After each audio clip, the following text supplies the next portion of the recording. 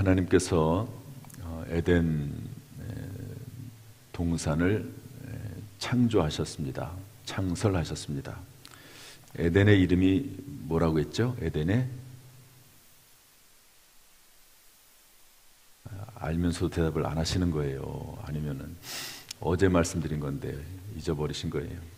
기쁨의 동산, 기쁨이라고 했습니다. 또 에덴 동산은 내 강이 흘러나오는 강의 상징은 의미는 풍성함이라고 했습니다. 하나님께서는 우리에게 기쁨을 주기를 원하시고 또 풍성함을 주기를 원하시는 하나님이신 줄로 믿습니다. 그런데 동산 중앙에는 선악을 알게 하는 나무가 있었죠. 그런데 하나의 나무를 제외하고는 다 먹어도 된다. 네가 임으로 원하는 대로 너의 자유의지를 사용해서 먹어도 된다. 그러나 딱 하나, 선악을 알게 하는 나무는 먹지 말아라. 그래서 하나님은 우리에게 무한한 자유를 주십니다. 그러나 한계를 정해 두셨다 는 것도 알 수가 있습니다. 한계라고 하는 것은 우리의 자유를 꺾어버리는 것이 아니라 서로가 자유할 수 있도록 오히려 더 자유를 주는 행위라고 볼 수가 있습니다. 아무리 자유롭다고 해가지고 수영장에 가가지고 벌거벗고 다닐 수는 없잖아요. 그거는 자유가 아니죠. 서로에게 오히려 더 자유를 깨트리는 행위라고 볼 수가 있습니다. 아무리 내 주장을 펼친다고 해도 그것이 다른 사람에게 해가 돼서는 안 되는 것이죠. 제가 가끔 말씀드리지만 미국에서는 폴리스 라인이 있어가지고 너네 좋다, 마음대로 자유를 데모를 해라. 그러나 이 폴리스 라인, 이 경찰이 정해놓은 이 선을 넘지는 말아라. 이 선을 넘으면 다른 사람에게 피해가 되기 때문에 안 된다. 전체 국가에 피해가 되기 때문에 안 된다. 이렇게 말씀하고 있거든요. 그래서 이 자유라고 하는 것은 한계가 있어야지만이 진정한 자유다 하는 것도 기억을 해야 될 것입니다. 이렇게 이제 그 동방의 에덴을 창설하시고 그 다음에 사람을 만드셨는데 아담을 만드셨죠. 남자를 만들었습니다. 그리고 나서 18절의 말씀인데 우리 18절 말씀 다 같이 읽어보겠습니다. 시작. 여호와 하나님이 이르시되 사람이 혼자 사는 것이 좋지 아니하니 내가 그를 위하여 돕는 배필을 지으리라 하시니라. 하나님께서 여자를 만드십니다. 그러면서 뭐라고 말씀하시죠? 사람이 혼자 사는 것이 좋지 아니하니 이렇게 되어 있습니다. 하나님은 배우자 없이 혼자 사는 것을 좋지 않게 보십니다. 원칙은 결혼을 해서 사는 것이 원칙이지요. 여기에 또 깊은 의미가 있다고 하면 사람은 사회적 존재라고 하는 것입니다. 하나님도 우리 성부, 성자, 성령 삼위 하나님으로 존재하듯이 사람도 사회적 존재로 함께 어울려서 서로 도우며 사는 존재로 하나님께서 창조하셨다 하는 것을 말씀하고 있는 것이죠. 그래서 교회가 그 가정이 대표적인 예고요. 그 다음에 또 교회가 대표적인 하나님의 이 창조 섭리에 맞습니다. 서로 도우면서 섬겨가면서 돌아보면서 살아가게 창조하신 것이죠. 그러면서 여자를 창조하시면서 돕는 배필을 지으리라 이랬습니다. 따라합시다. 돕는 배필을 지으리라. 결혼한 여자의 1차적인 존재 목적과 사명은 남편을 돕는 것입니다.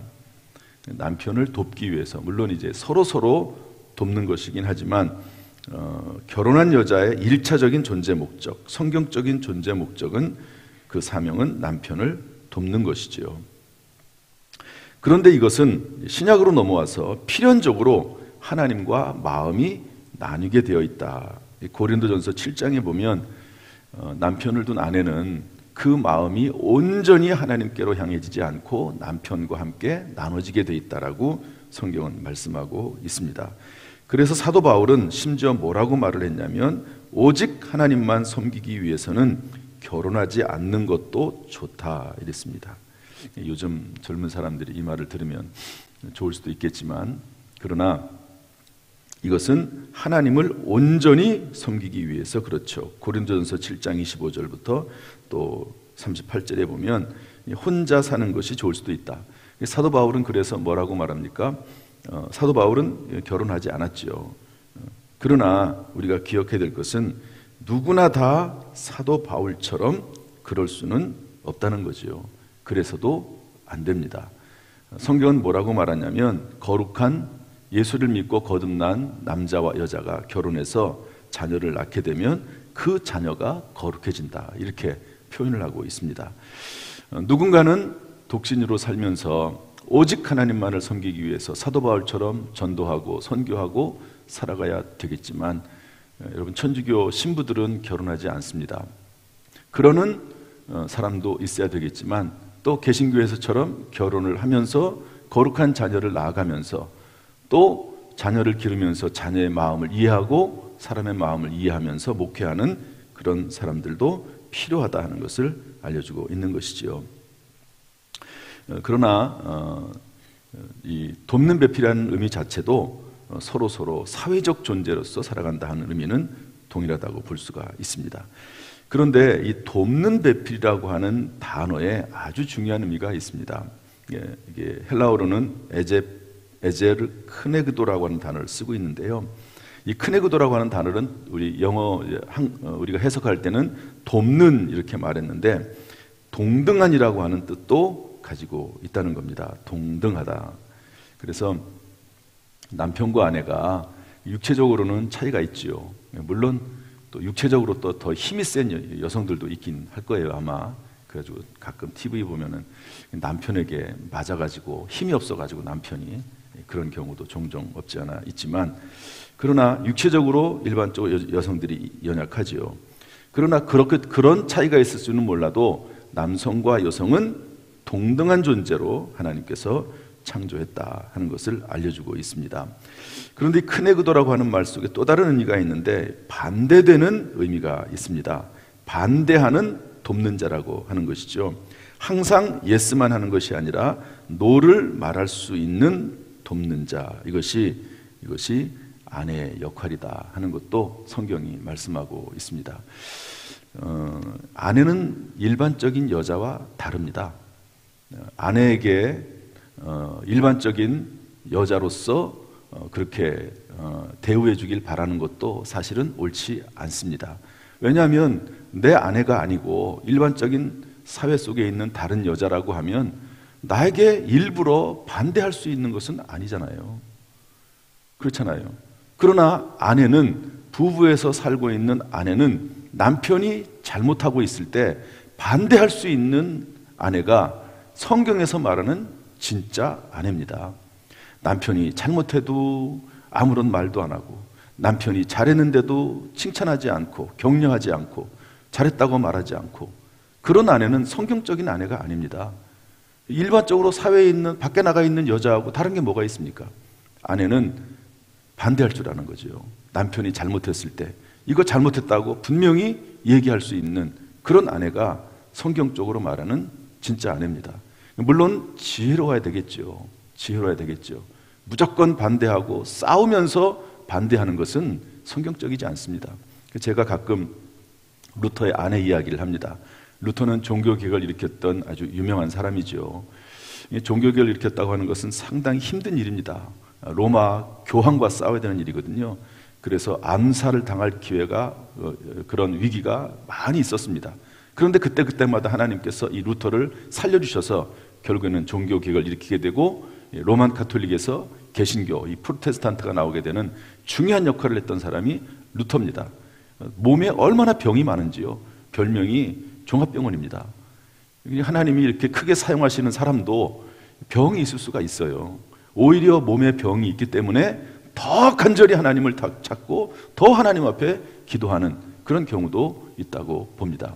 그런데 이분이 이제 종교개혁을 일으키면서 이 신부들이나, 이 루터도 신부입니다. 신부였는데 이제 개신교 목사가 된 거죠. 이 루터 신부들도 이제 목사가 되기도 하고 수녀들도 목회자가 되기도 하는데, 수녀하고 이분이 결혼하게 되죠. 워낙 힘들고 힘드니까 너무 낙심합니다. 그랬더니 그의 부인이 장례, 그러니까 복을 입고 소복을 입고 장례복을 입고 서 있으니까, 아니 왜 그러냐고, 당신을 보니까 하나님이 돌아가신 것 같다고. 이제 남편이 실망하고 낙심하고 어떻게 보면은 정말 위대한 일을 하고 있는데 너무 힘이 드니까 괴로워하고 있을 때 무언가 따끔하게 한마디를 해야 될 거 아닙니까? 아내로서. 그런데 그렇다고 해서 또 무엇을 가르치려고 하는 듯이, 지적하려고 하는 듯이, 꾸지람하듯이 그렇게 말할 수는 없는 거 아니에요. 그러니까 그런 방법을 써서 스스로 깨우치도록, 그러면서도 분명한 메시지가 전달되도록, 그러면서 남편이 종교개혁을 완성하는 데 돕는 그런 역할을 했다 하는 것은 정말 유명한 이야기입니다. 그러므로 여기 돕는 배필, 참 남편을 돕는다고 하는 것은 그냥 남편이 잘못해도 그냥 내버려 두고, 남편이 잘못해도 그냥 그대로 방치해버리고 하는 그런 것이 아니고, 남편이 잘하는 일에는 적극적으로 협조하고, 혹시 내가 마음에 들지 않아도 남편이 하는 일이 선하고 옳으면 적극적으로 격려하고 도와주고, 그러나 남편이 또 그러지 못할 때는 또 거기에 대해서 분명하게 지혜롭게 반대도 할 줄 알고 하는 것이 아내 역할이다 하는 것이죠. 이것은 결국 남편과 아내가 함께 해야 될 일입니다. 남편과 아내에게, 제가 볼 때요, 그런데 아내에게 그런 능력이 훨씬 더 많아요. 아내가 더 능력이 많은 것 같아요. 제가 볼 때는. 남자들은요, 제가 봐도 좀 답답할 때가 많아요. 남자들은 센스가 없어요. 물론 그런 남자들도 많이 있지만, 이렇게 이렇게 분간하거나 파악하는 능력이 떨어져요. 어떤 것을 정하면 추진력 있게 해나갈 수 있는 능력은 강한데, 좀 이렇게 민감하게, 세무적으로, 세밀하게 어떤 것을 파악할 수 있는 능력이 상당히 떨어집니다. 제가 봐도 그래요. 옆에서 아내가 그런 것들을 이렇게 살펴줘야지만이 남편들이 제대로 이해할 때가 참 많다 하는 것도 볼 수 있는 그런 모습입니다. 그래서 이런 남편과 하나님께서는 이런 의미로서 아내를 창조하셨다, 만드셨다는 것도 알 수가 있습니다. 오늘 성경에는 없지만 돕는 배필은 함께 은혜도 받습니다. 베드로전서 3장 7절에 보면 생명의 은혜를 함께 이어받을 자로 알아 귀히 여기라 이렇게 되어 있거든요. 그 아내를 귀하게 여겨라. 왜냐하면 생명의 은혜를 함께 이어받을 자다. 여러분, 부부는 함께 하나님의 은혜를 받습니다. 함께 하늘나라의 상급을 받습니다. 함께 하나님의 사역을 하는 그런 존재들이기 때문에 그렇죠. 어떤 분들은 이미 남편이 돌아가신 분도 계시긴 하지만, 그러나 남편과 아내가 서로 힘을 모아서 의지하면서 살아간다고 하는 것은 참 귀중한 일입니다. 하나님께서 부부를 세우셨으니 서로 돕고 섬길 수 있도록 두 부부가 믿음 안에 서로 섬기면서 살아갈 수 있게 되기를 주님의 이름으로 축복합니다. 그러나 또 여기서 이 얘기를 안 할 수가 없습니다. 예수님께서 십자가 위에서 요한과 마리아가 있는 것을 보시고 예수님의 제자 요한에게 마리아를 향해서 뭐라고 말씀하시죠? 보라, 내 어머니니라. 제자 요한을 본인의 육신의 어머니인 마리아의 어머니라고 그렇게 이야기하고 있습니다. 이것은 십자가 아래서 가족이 아닌 사람이 가족이 되는, 어머니가 아닌 사람이 어머니가 되고 아들이 아닌 사람이 아들이 되는 새로운 가족 공동체가 교회 안에서 예수 그리스도의 십자가의 보혈 안에서 이루어지고 있다고 하는 새로운 가족 공동체를 의미하고 있습니다. 이것이 예수님께서 꿈꾸신 교회 모습입니다. 그래서 교회는요, 새로운 영적 가족이에요. 교회는 영적 가족입니다. 교회 안에서 서로 돕고 서로 섬기고 또 지혜롭게 서로를 권면하고 강권해주고 하는 모습이 성경적인 교회 모습. 이 성경에 나와 있는 이 부부의 모습이 교회 안에서의 모습이어야 된다는 것을 또한 이야기하고 있습니다. 여러분, 성도 간에 서로 잘 돕고 섬기고 격려할 수 있기를 주님의 이름으로 축복합니다. 때때로 정말 이 돕는 배필처럼, 반대하는 배필처럼 지혜롭게 잘 권면하고 또 지혜롭게 잘 돌아볼 수 있는, 또 강권할 수도 있는 지혜롭게 그런 지혜와 능력이 저와 여러분 가운데 있기를 주님의 이름으로 축복합니다. 할렐루야. 기도하겠습니다. 은혜와 사랑이 풍성하신 아버지 하나님, 하나님께서 우리를 사랑하셔서 거룩한 교회를 주시고 또 오늘도 주 앞에 나와서 예배드리게 하시니 감사합니다. 참으로 우리 가정이 서로 돕는 부부가 되게 하시고 또 부모와 자식이 될 수 있도록 인도하여 주옵소서. 또한 교회는 새로운 가족 공동체, 영적 공동체 이온이 서로 사랑하고 섬기며 격려하며 지혜롭게 기도하면서 권하는 복된 교회가 될 수 있도록 하나님 인도하여 주옵소서.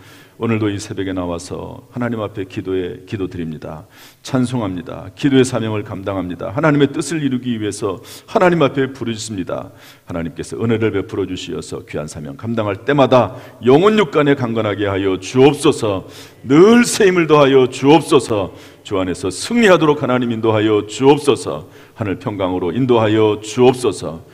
오늘도 평안하게 하시고 승리케 하시기를 원하오며 예수님의 이름으로 축복하며 기도하옵나이다. 아멘.